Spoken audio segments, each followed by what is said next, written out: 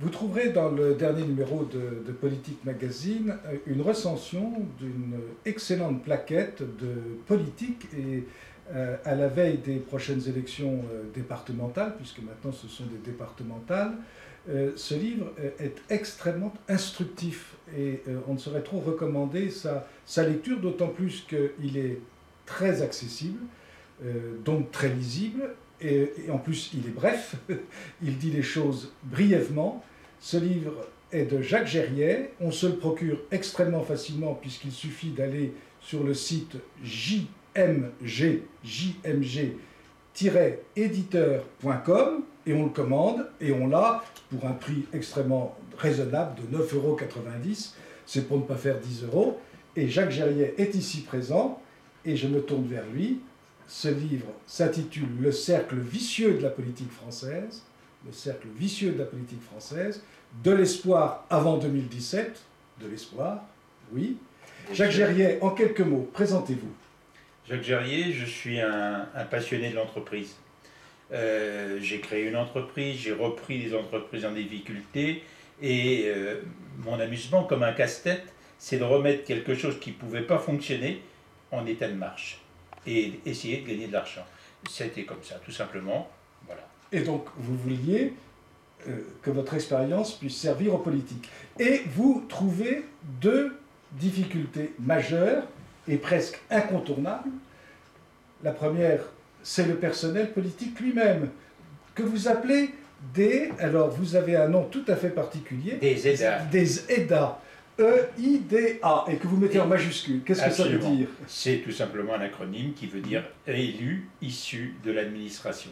Nous avons depuis maintenant plus d'une quarantaine d'années une majorité gauche et droite réunie de personnes qui viennent de la fonction publique. Ça veut dire avec tout simplement un état d'esprit, une mentalité, un carcan qui correspond à la fonction publique, comme nous tous, chacun. Et une assurance. Et une assurance. Ce qui fait qu'ils ne sont responsables de rien. Pas grand-chose. De pas grand-chose. De pas grand-chose. Mais ils sont pleins de bonne volonté.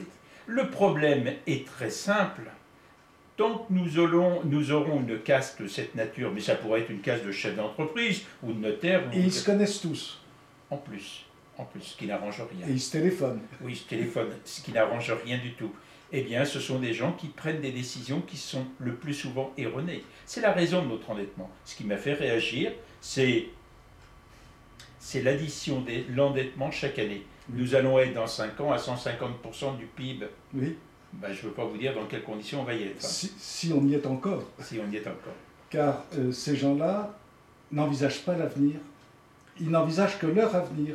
Ils n'envisagent que leur carrière. Ils cumulent la retraite en tant que fonctionnaire et la retraite en tant qu'élu.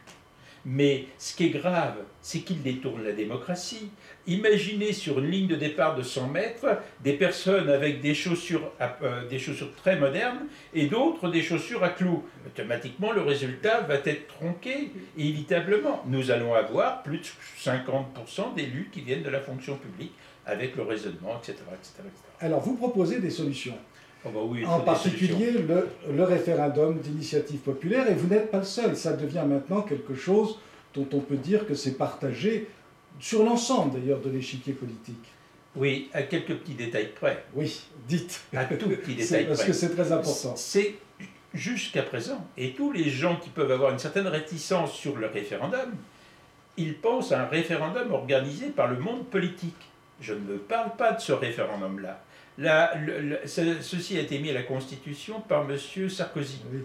La loi a été votée, la loi organique a été votée au mois de novembre 2013 par le gouvernement de M.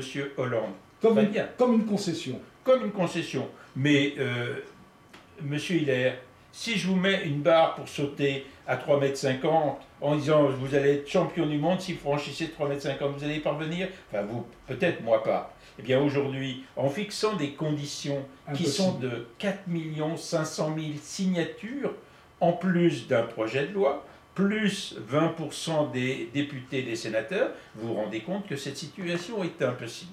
D'où l'appel que j'ai fait auprès du président de la République, qui a accusé réception aujourd'hui de mon courrier, lui disant « Monsieur le Président, je vous prie d'abaisser de 4 500 000 à 500 000 le nombre de signatures nécessaires pour permettre aux citoyens français d'organiser un référendum. » Sur quels objets?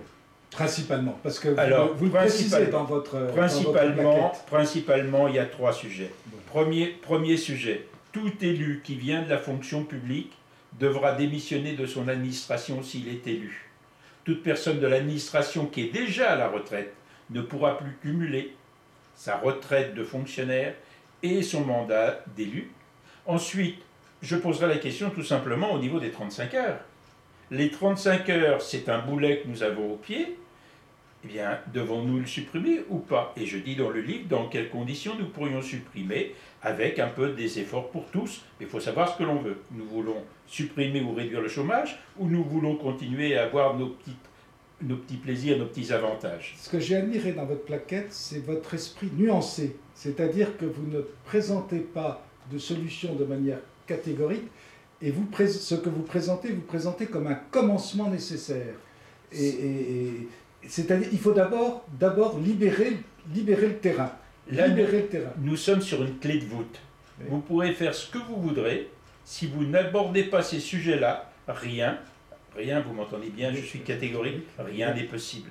Et d'ailleurs, c'est ce que l'on voit. Et c'est ce que l'on voit. Quand on regarde par amusement, comme clin d'œil, l'élection du Doubs dont tout le monde a parlé, etc., on s'aperçoit qu'à un moment donné, le peuple confond terriblement les hommes politiques de gauche et de droite au point de ne plus savoir que faire. Et nous avons l'exemple de la Grèce, où effectivement on va vers des situations ubuesques, des situations qui étaient utilisées il y a 50 ans en espérant des miracles. Eh bien, on n'aura pas de miracle. Non. Le miracle commence par l'interne, la remise en cause, une bonne organisation fera un bon résultat. Voilà, entre autres. Voilà l'esprit entrepreneur appliqué à la politique française. Je vous recommande ce livre de Jacques Gériet, Le cercle vicieux de la politique française. Je répète, vous vous le procurez très facilement. Il suffit, puisqu'on ne se procure par Internet, jmg-éditeur.com. Merci, Jacques Gériet. Merci, monsieur.